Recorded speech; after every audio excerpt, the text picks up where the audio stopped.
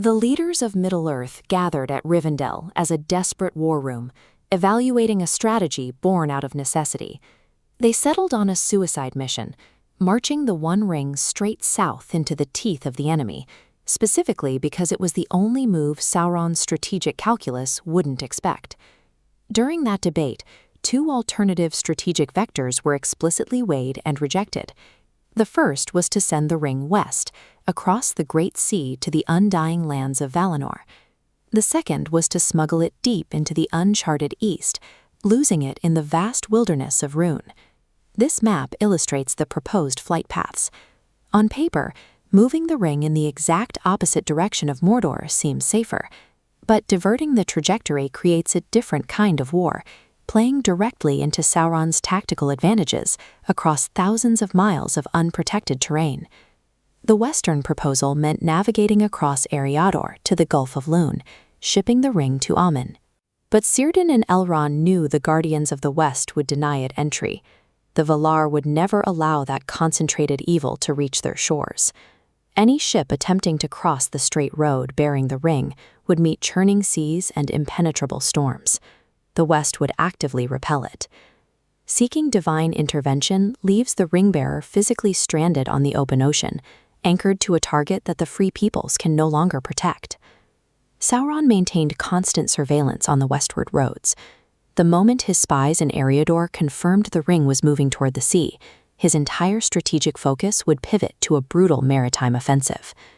Sauron's primary naval asset, the Corsairs of Umbar, would dispatch a massive privateer armada north. Facing almost no naval defense, these black-sailed warships would establish an inescapable blockade across the Firth of Lhûn, transforming the Elven Havens into a trapped combat zone.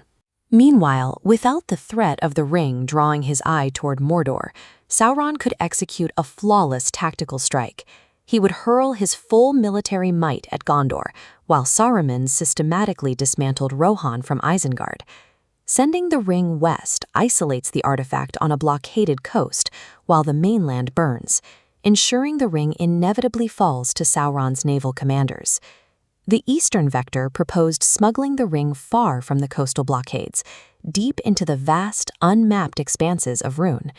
This territory is Sauron's primary recruiting ground, heavily fortified by fanatically loyal Easterling armies who have worshipped the Dark Lord as a god-king for centuries. To survive here, a transport party would have to rely on the secret underground resistance. Long ago, the Valar sent two blue wizards, Alatar and Pallando, to disrupt Sauron's eastern operations and build networks among rebellious nomadic tribes. The quest transforms into a gritty espionage operation, forcing the ring-bearer to move covertly between safe houses in an entirely hostile environment.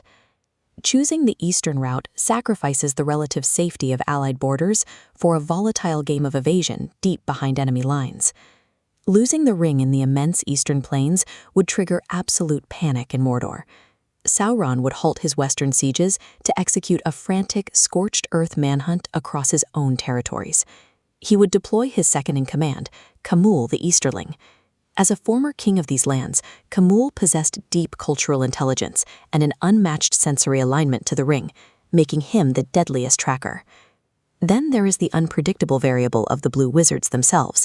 Having spent centuries isolated in the east founding magical cults, they were highly susceptible to the same temptations of power that ruined Saruman. Placing the ring directly into their hands introduces a catastrophic risk. An ambitious, corrupted blue wizard could seize the artifact to challenge Sauron directly, plunging the continent into a war between rival dark powers. The eastern route offers no permanent security. It either delivers the ring straight to Sauron's most perceptive Nazgûl, or risks crowning a new Dark Lord. The western route guarantees a trapped ring, while the eastern path invites capture. Both alternatives fade to black. The march to Mount Doom prevailed by exploiting Sauron's psychological blind spot. He could not conceive anyone willingly destroying power. These geopolitical constraints of Middle-earth were precisely engineered by J.R.R. Tolkien. The geography itself was constructed to close off every easy exit, forcing the characters into a corner. The Council committed to the road to Mordor because it bypassed Sauron's massive numerical advantage to strike directly at his spiritual tether. In a war where every other path led to a slow, crushing defeat, this single infiltration offered the only chance to achieve a total victory.